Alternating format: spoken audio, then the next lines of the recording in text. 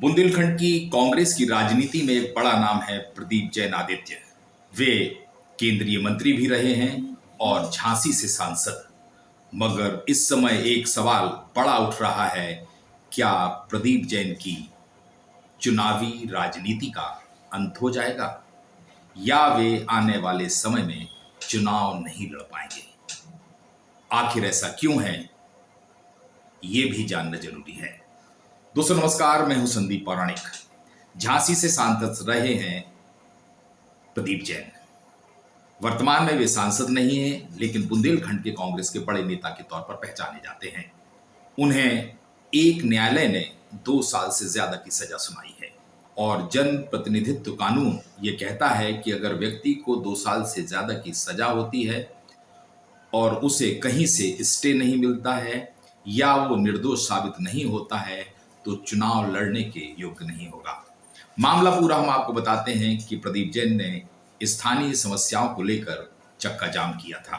उनके साथ बड़ी तादाद में कांग्रेसी नेता भी थे।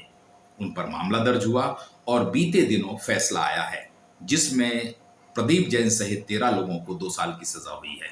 प्रदीप जैन भी मानते हैं कि ये सजा ज्यादा भी होगी तो वे भुगतने को तैयार हैं, क्योंकि वे बुंदेलखंड की माटी की लड़ाई लड़ते रहेंगे।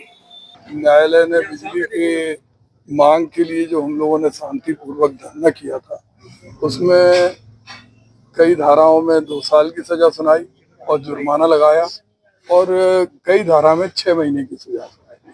टोटल 2.5 साल की सजा सुनाई है और हम न्यायालय के आदेश का सम्मान करते हैं। लेकिन ये हमारा दृढ़ संकल्प है कि हम इस बुंदेली माटी में पैदा हुए, इसी में जन्म लिया,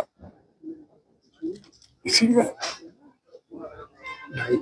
कितनी भी धाराएं लगाए, हम जनता की लड़ाई लड़ते रहे। प्रदीप जैन ने बुंदेलखंड के हित की लड़ाई लड़ने की बात कही है और स्वाभाविक सी बात है, किसी भी राजनीतिक दल का व्यक्ति जो निर्वाचित जनप्रतिनिधि रहा हो, कभी विधायक रहा हो और जिसका अपने क्षेत्र में प्रभाव हो, उसे तो जनता की लड़ाई लड़नी ही है और जिंदगी लोग लड़ाई लड़ते हैं। लेकिन एक बड़ा सवाल यह उठ रहा है, क्या प्रदीप जैन की चुनावी राजनीति का इस फैसले के बाद अंत हो जाएगा या विराम लग जाएगा? क्योंकि अगर उनकी यह सजा माफ नहीं होती है तो वे चुनाव नहीं लड़ पाएंगे। हाँ, उनके पास अवसर है कि वे उच्च न्यायालय, सर्वोच्च न्यायालय जाएं और वहां से स्थगन ले लें या खुद को निर्दोष साबित कराने की प्रक्रिया अपनाएं।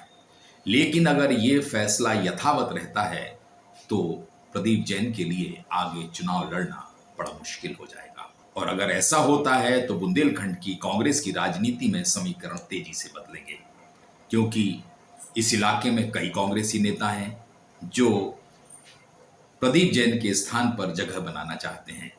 ऐसे नेताओं की दिल्ली में पहुंच है, लखनऊ में पहुंच है और तमाम बड़े नेताओं से उनकी नजदीकी है। और अगर प्रदीप जैन चुनाव लड़ने के योग्य नहीं रहते हैं तो फिर नया चेहरा झांसी से कौन आएगा, ये बड़ा सवाल रहेगा और सबको इंतजार रहेगा क्या प्रदीप जैन को झांसी कोर्ट के फैसले पर क्या स्थगन मिलता है, रोक लगती है या वे अपने आप को निर्दोष साबित कर लेते हैं। इस फैसले के बाद ही तय होगा कि प्रदीप जैन आगे चुनाव लड़ भी पाएंगे या नहीं। दोस्तों आज के लिए इतना ही।